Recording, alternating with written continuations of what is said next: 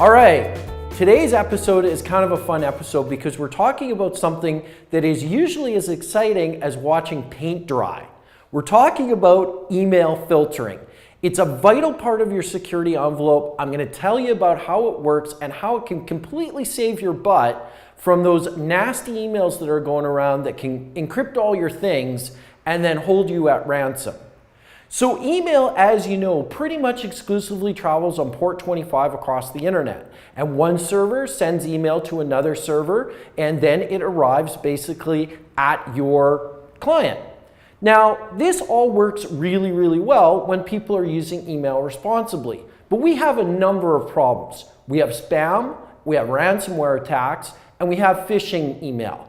Now, email filtering is a neat solution where what we do is we change the MX record to actually reference a bunch of cloud-based servers over here. And what we prevent is all the email servers in the world from being able to attach directly to your email server. Instead, what happens is we go to this cloud-based bunch of servers and then we push the email. So right away we've solved one problem. Because we've said only one server can attach to this cloud here, your server can only attach to this cloud here, we've prevented every other server from trying to maliciously attach to your server. So that's one thing called a kind of a connection-based denial of service attack, where you had a whole bunch of the bad guys deciding to all hammer on your email server at the same time. Depending on the age of your email server, it can bring it to its knees, and depending on the volume of the attack, what can happen is you don't have enough bandwidth to support other business services. So that's a huge problem. So what is the other advantage, and what do these servers do over here in the cloud?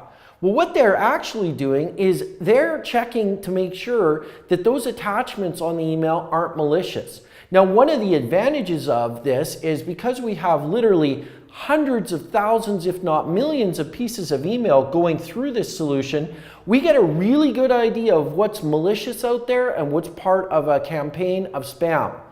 Also, what we do is we send those attachments through several layers of antivirus using popular antivirus engines to check and see if these are malicious attachments. If it passes through all these checks, then the email actually gets delivered. If it fails any of these checks, it's thrown into quarantine and you get a notification that there's email waiting for you in quarantine.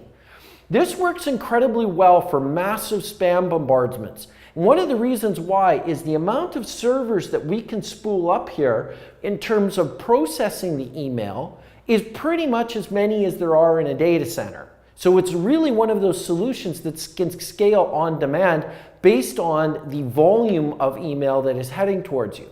And with stats suggesting that 60 to 80% of the email that you're getting is spam, then that's a really great way to deal with it here in the cloud because you can't crush the cloud, right? But what I can do is I can completely destroy this small internet connection that you have by sending thousands, if not tens of thousands of garbage email to you, per minute or per hour. That will really crush your connection.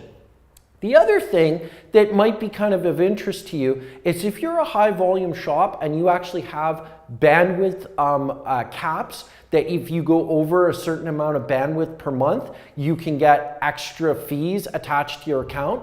What's really cool about the cloud is once everything is passed through here and the email has been validated, it then gets sent. So rather than having to deal with all these clowns that are just pounding you with all sorts of spam that your server is now processing and then having to send a rejection message to, you've got the rejection message coming out of the cloud here. So that's really a great way to take the load off older infrastructure and provide a better internet connection experience for your users. Because after all, in most small, medium businesses, they just have this one tiny connection to the internet and it can be quickly overwhelmed, especially with the move to a whole bunch of different hosted services. And once you throw something like VPN, which is pretty bandwidth intensive in there, you've got pretty limited amounts of bandwidth to play with. One of the other aspects to this email filtering is it really works in another way to detect that something has gone terribly bad inside your network.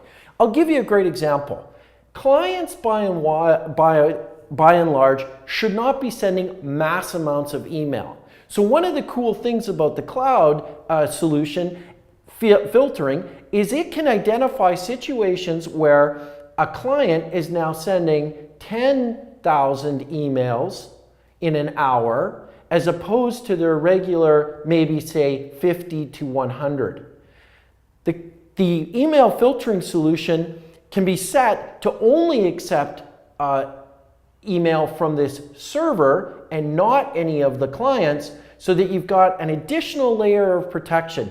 And you have detection capability if some piece of malware has decided to turn this network into a spam blasting network. That's super important for being a good citizen on the internet and for preventing situations where this one IP address that you have here gets blacklisted because you're being a poor net citizen. And trust me when I tell you, you don't want to get blacklisted because it's very difficult to get yourself off that list once you get on. Thank you very much for joining us on Trumpy Fridays.